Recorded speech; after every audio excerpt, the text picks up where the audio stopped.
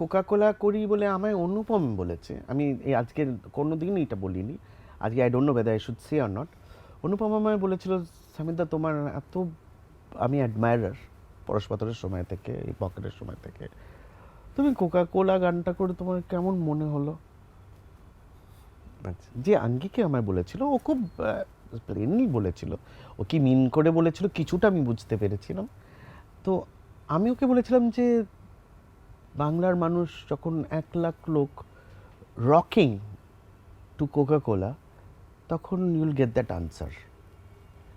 And সেই মানুষের কি জাত, সেই মানুষের কত রোজগার, সে মানুষ কটা বই পড়েছে বা কটা ভাষণ দিতে সক্ষম, আমার সেটা জেনে লাভ নেই।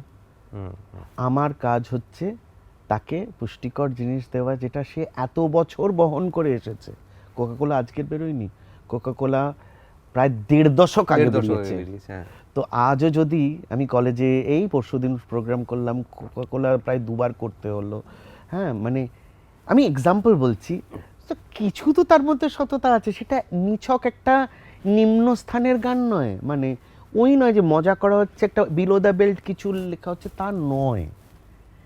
এই জিনিসটা, এই কারিগরিটা কিন্তু একটা অন্য কারিগরি, যেটা সামনেটা অন্য, পেছনটা অন্য, ভেতরে তার কোরটা অন্য, কিন্তু তার সারফেসটা অন্য।